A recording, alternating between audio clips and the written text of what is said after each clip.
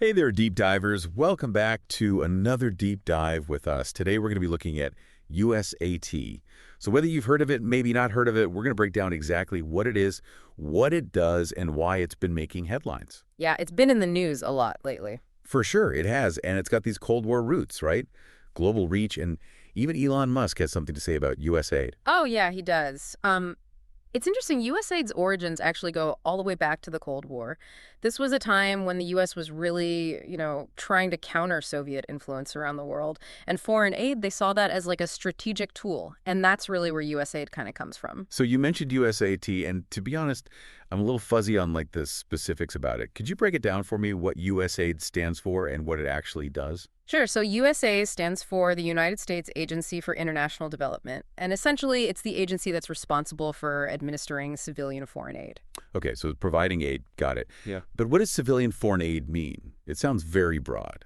Yeah, it is. It covers a wide range of activities. So it's about promoting economic growth, improving agricultural practices, addressing global health challenges like HIV and AIDS, and even supporting democracy and governance in other countries. Democracy and governance. What does that look like in practice? So, for example, USAID might help a country establish a fair and independent judicial system, or it might provide training for journalists, to promote a free press. It's about supporting institutions that underpin a functioning democracy.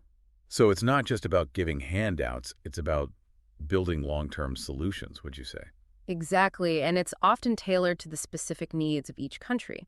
Remember that image we saw from the AP article, the refugees in Uganda preparing that maize porridge donated by USAID? That's just one small snapshot of the kind of work that they're doing. Yeah, I remember that image, and it really brought home like how important this aid can be. But you mentioned that USAIDs have been in the news a lot lately, Yeah. and not always for the best reasons, right? Yeah, that's true, unfortunately. There's been quite a bit of controversy swirling around USAID, especially under the Trump administration. Right, what happened there? I remember something about a freeze on foreign aid. Yeah, so on his first day in office, actually, Trump implemented a 90-day freeze on foreign assistance. Senior USAID officials were put on leave, contractors were laid off, and billions of dollars in humanitarian aid was frozen. So that, of course, created a lot of uncertainty and concern. Oh, wow, that sounds chaotic. What was the reasoning behind such a dramatic move? Well, the AP article suggests that it was part of a larger effort by the Trump administration to cut government spending. And Secretary of State Marco Rubio, he argued that it was necessary to kind of review which programs were actually benefiting American interests. So they were trying to figure out if USAID was giving like a good return on investment. Yeah, that seems to be the gist of it. But this move triggered, significant pushback from aid organizations who feared that they wouldn't be able to continue their work. And the AP article highlights some of the impacts of this freeze, like HIV clinics in Africa having to close their doors, migrant shelters in Mexico left without doctors, and LGBTQ plus youth support programs being disbanded. It sounds devastating, especially for those who rely on these programs. Absolutely. And this brings up a point that's often raised about USAID and foreign aid in general, is the question of waste and effectiveness. Some critics argue that these programs are often mismanaged, or they don't actually achieve their intended goals. And they say that it's wasteful, or that it promotes a particular ideology rather than genuinely helping people in need. Yeah, that's a complex issue for sure. And it's got valid arguments on both sides. But you know what adds another layer of complexity to this whole USAID situation? Elon Musk. Oh, yeah. He's certainly never one to shy away from controversy, is he? He's Not at all. And now he's heading the Department of Government Efficiency, DOGE, Yeah. as it's called. He's really set his sights on, reforming USAID. And he didn't mince words, calling it a criminal organization. That's quite a statement. He definitely got everyone's attention with that one. So what's behind Musk's criticism?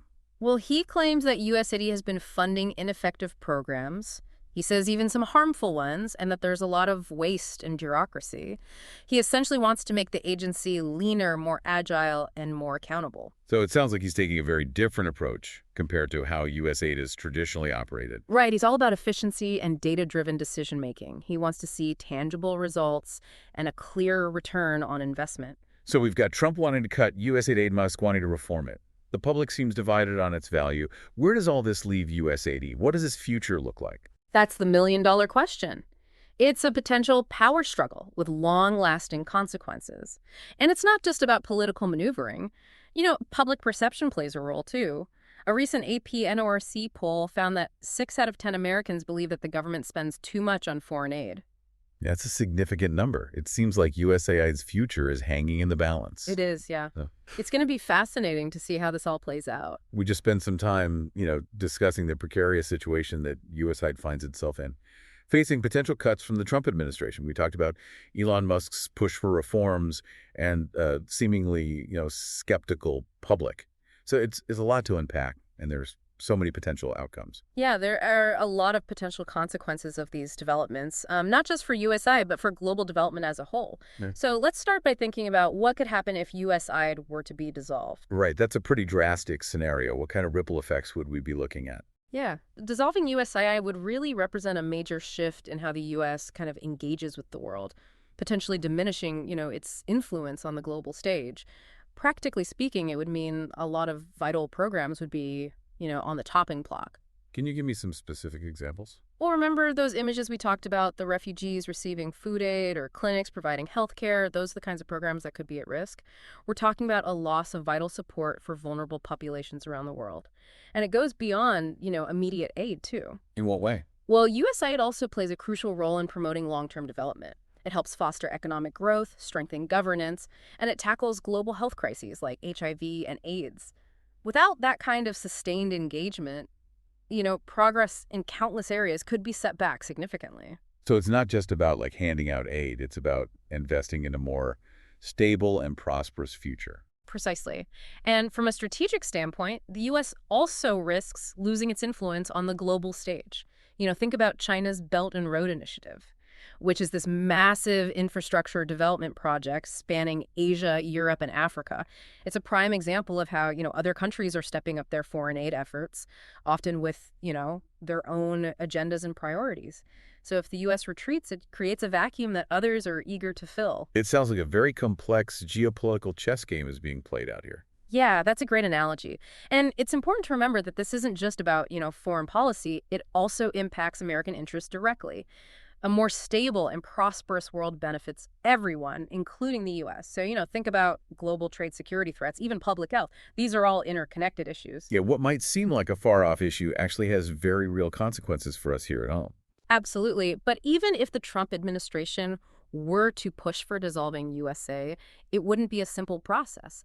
There would likely be legal challenges and pushback from Congress, potentially leading to a very lengthy and complicated legal battle.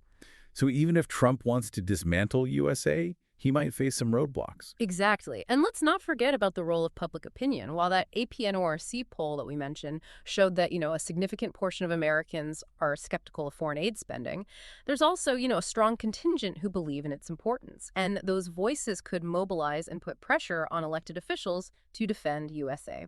So there's a lot of moving parts to this story. And the future of USAID remains uncertain. But what about Elon Musk's reform plan? If that were to come to fruition, what would that look like in practice?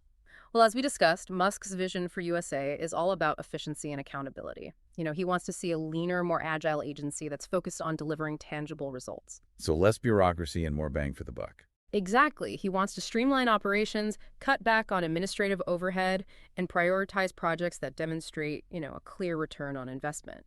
He's looking for data-driven evidence of impact. And I can see how that approach would appeal to someone like Musk.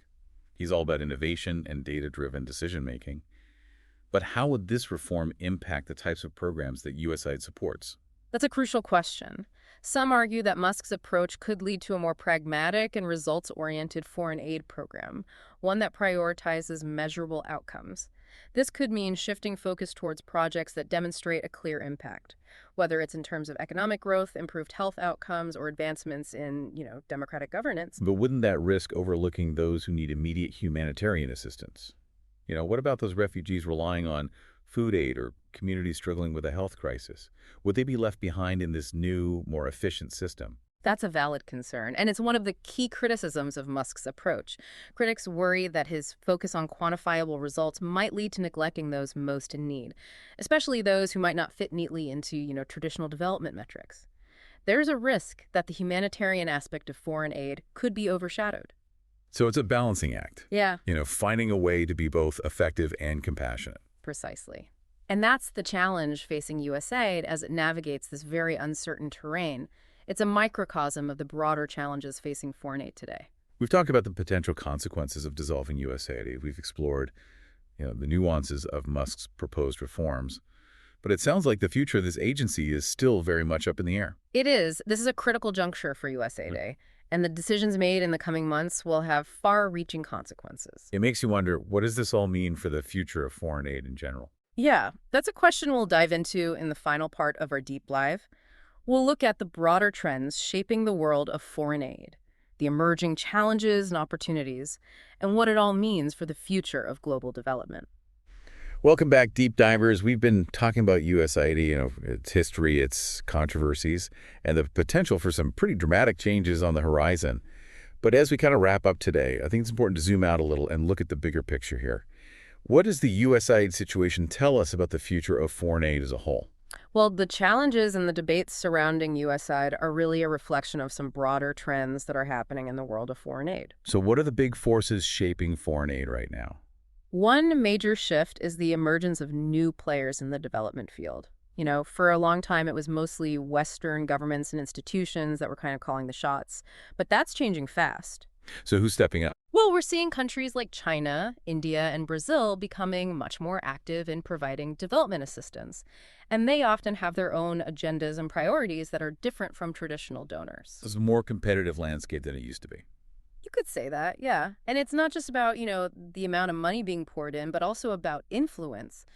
These countries want to shape the global narrative and use aid to advance their own, economic and political interests. So it's not just about pure altruism anymore. Right. There's definitely a more strategic element at play. Countries are looking for win-win situations where aid can benefit both the recipient and the donor. Can you give me like a concrete example of how that works? Okay, imagine the U.S. helps a developing country build a new port facility. That country gets, improved infrastructure and increased trade capacity, which boosts their economy. But at the same time, U.S. companies might get, construction contracts, and the U.S. could gain a valuable ally in a strategically important region. So there's a ripple effect that benefits both sides. It's a much more nuanced view of aid than just simply, giving handouts. Right, and the whole landscape is becoming even more complex with the rise of new technologies and approaches to development. Oh, give me some examples. Well, we're seeing incredible innovations like using mobile banking to deliver financial services to remote communities, using artificial intelligence to analyze vast amounts of data and make aid programs more effective, and even using drones to deliver, medical supplies to hard-to-reach areas. Wow, that's fascinating. So technology is really revolutionizing how aid is delivered. But I imagine there are some downsides to that as well, right? Of course, one big concern is the digital divide. If we're not careful, all this amazing technology could actually worsen existing inequalities. We need to make sure everyone benefits from these advances, not just those who already have access to technology. It's like with any powerful tool, right? It can be used for good or for bad, depending on how we wield it. Exactly. There are also concerns about data privacy and the potential for algorithmic bias, so we have to be mindful of those issues as we, embrace these new technologies. So taking all this into account, the new players, the changing motives, the rise of technology, what's your take on the future of foreign aid? Is it headed in a positive direction? That's the million-dollar question, and there's no easy answer. There are reasons to be optimistic, for sure. The increase in resources, the focus on innovation, the potential of technology, all of these things could lead to significant progress in, tackling global challenges. But there are risks too. Oh, absolutely. The competition between donor countries could lead to fragmentation and a lack of coordination, which could make aid less effective overall.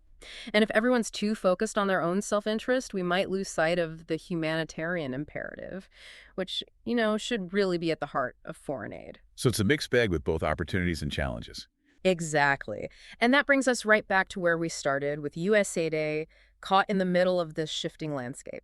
It's a microcosm of the bigger trends shaping foreign aid, where these competing forces are playing out in real time. And it makes you wonder, what does all this mean for the average person? Why should we care about what happens to USAID or about foreign aid in general? Well, the decisions being made right now about foreign aid, whether it's about USAID's future or the overall direction of, U.S. engagement with the world, they're going to have a ripple effect.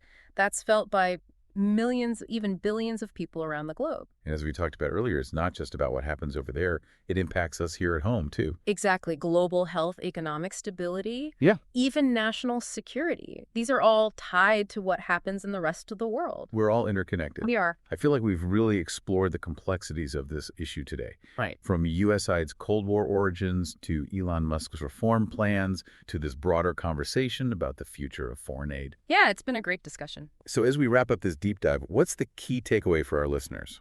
Well, the future of foreign aid is uncertain. But one thing is clear, it's a vital tool for tackling global challenges and building a more just and equitable world. The decisions being made today will shape that future. And it's really up to all of us to engage in this important conversation and hold our leaders accountable. That's a great point. And on that note, I want to leave our listeners with a question. If you had the power to reshape foreign aid, what would your vision be? What are the most effective and ethical ways to help those in need while also advancing the interest of your own country?